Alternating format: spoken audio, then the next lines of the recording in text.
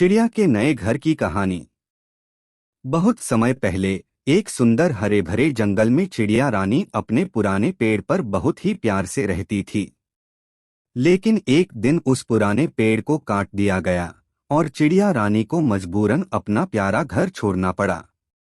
यह कहानी उसी चिड़िया की है जो अपने नए घर की तलाश में निकलती है, जिसमें उसे नए दोस्त मिलते हैं, मुश्किलें आती हैं और आखिर में उसे सच्चे घर का मतलब समझ में आता है। कहानी का आरंभ। बहुत दूर किसी पहाड़ी जंगल में पीपल के एक घने पेड़ पर चिड़िया रानी रहती थी। उसका नाम था नीरा। नीरा ने वहां अपना घोंसला खुद बनाया था, सूखे तिनकों, घास और रेशमी धागों से। नीरा हर सुबह मीठी तान छेड़ती, जिससे पूरा जंगल मुस्कुरा उठता।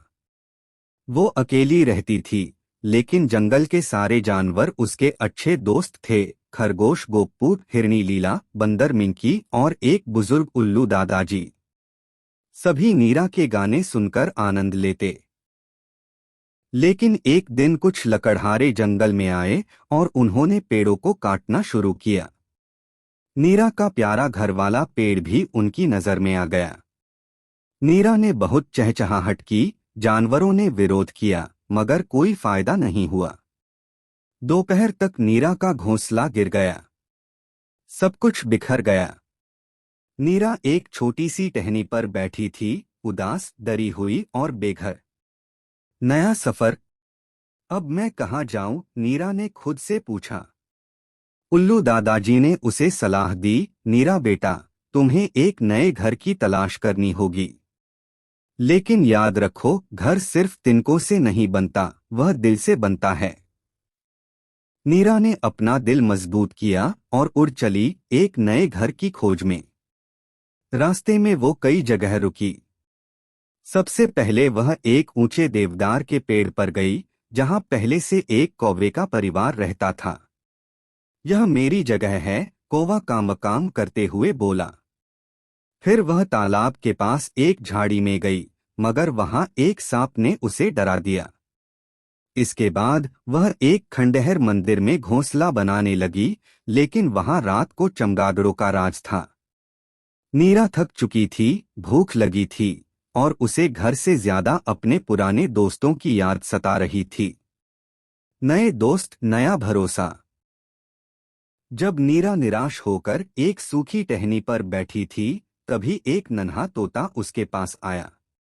उसका नाम था मीठू। तुम बहुत उदास लग रही हो, मीठू बोला। नीरा ने सारी बात उसे बता दी। मीठू बोला, चलो मेरे साथ चलो।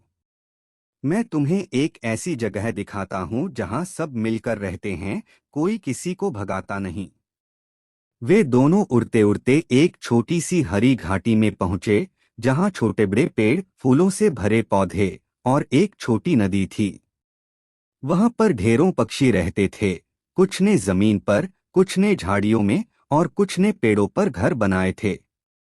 यहाँ सब मिलजुल कर रहते थे।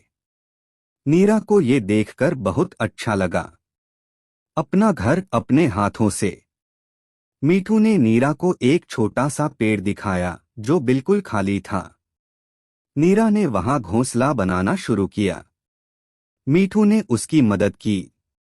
फिर खरगोश गोप्पू भी वहां पहुंचा, जो जंगल से भागकर आया था। मैंने सुना तुम यहाँ हो, गोप्पू ने कहा।